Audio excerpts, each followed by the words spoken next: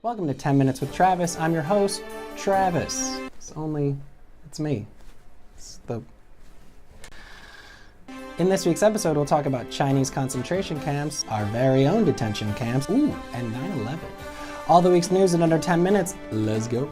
Over the weekend, we found out the Chinese government has sent up to 1 million Uyghur Muslims to re-education camps to re-educate them to be less Muslim and more, not Muslim? The Chinese government ostensibly says the reason for the crackdown is to curb extremism. And yeah, there have been attacks from Uyghurs in the past who want independence from China. But there's no real evidence of a widespread separatist movement taking hold in the region. So what's going on? The real reason is, like most horrible things we do to each other, a sexy mix of greed and tribalism. Alright, here's the deal. Xinjiang's important because of where it's located. Yeah, well, it's like my grandma always said, location, location, concentration camp. It's located in a critical point along a huge network of roads and ports the Chinese have been busy building, basically updating their ancient Silk Road to bring goods and resources in and out of China, and dominate world trade in the process. This is a legacy project of President Xi, and I guess you could say she's not messing around, but that might be racist.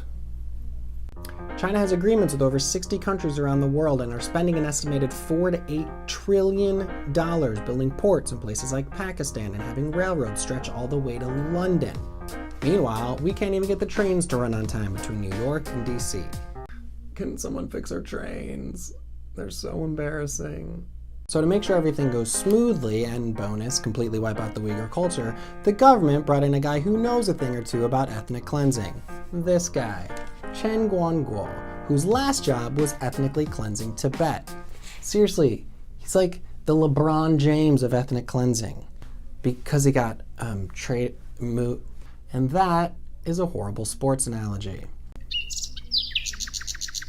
Under his watch, 1 in 10 Uyghurs in the region, 1 million people are locked in these camps, forced to do things like eat pork and memorize Chinese law and write self-critical essays, when they're not being tortured and sometimes killed. Because everyone knows the best way to combat extreme ideology is with extreme ideology. Tuesday was September 11th, a day most Americans use to reflect on the tragic events of 17 years ago, while Donald Trump spent it fist-pumping and lying about what he did that fateful morning. And I was there, and I watched, and I helped a little bit, but I want to tell you, those people were amazing. Oh my God. He has to make every story about him. 9/11, I was totally clearing out the rubble. Aretha Franklin, she worked for me. Rosa Parks, gave her my seat on the bus. No, you didn't. And the thing is, there was video showing what Trump was doing the day after 9/11. Turns out, in between clearing out the rubble, he had time to call into local news stations to brag about how his building, 40 Wall Street, was now the tallest building in Manhattan. Seriously. I made 40 Wall Street actually was the second tallest building in downtown Manhattan, and it was actually, before the World Trade Center, was the tallest, and then when they built the World Trade Center, it became known as the second tallest, and now it's the tallest. If I had any hair left, this is where I'd be pulling it out. The good news is we're halfway through the week. On Wednesday, news broke that the Trump administration is holding nearly 13,000 immigrant minors in detention centers, 5 times the number held this time last year. Alright, I'm not great at math, but I feel like that's 5 times more kids in detention centers than Americans should be comfortable with. Before you get all worked up, no one's coming here to take your jobs. These minors are crossing the border seeking asylum, something that is totally illegal, because they're fleeing violence from countries like El Salvador, Guatemala, and Honduras. Now, why are these countries so violent? It's because of our insatiable demand for drugs, which we've made illegal, so we've fueled the rise of drug cartels who are busy mowing people down with guns they traffic from, guess where? The United States of guns. And hey, don't take my word for it. John Kelly, Trump's chief of staff, who definitely never called him an idiot, used to be the leader of the U.S. Southern Command, and in 2014 said the cartels and gangs empowered by our war on drugs have left, quote, a broken society in their wake. And in 2017 said, quote, the reason for the drug flow is due to our drug demand and we do almost nothing about it. So These kids who have fled horrific conditions and broken societies that we helped create get to the US and they apply for asylum, which used to be totally legal until Jeff Sessions and his giant ears decided that brown people couldn't be real Americans. So now they're sitting in these detention centers while we try to send them back to countries where they will almost certainly face more violence. But who had time to get all worked up over that story? Because also on Wednesday, Apple released a brand new line of iPhones, literally called iPhone XS. XS. Excessive. Excessive. It's excessive. It's too much. Oh.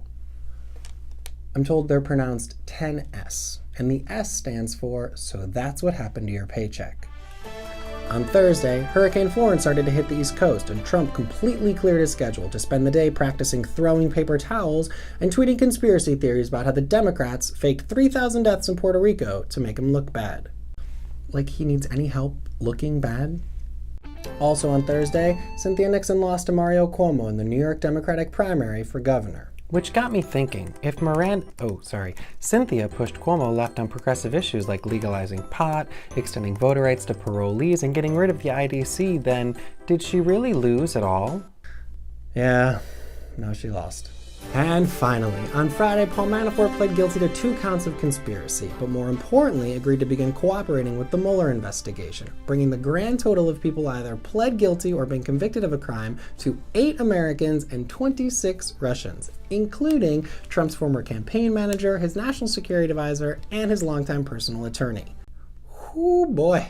With Manafort flipping and telling Mueller everything he knows, we're going to hear some pretty juicy details, like, did Trump know about that Trump Tower meeting with the Russian lawyer promising dirt on Hillary Clinton? Because, spoiler alert, that's a felony. And can Kushner actually speak English or just smize at cameras?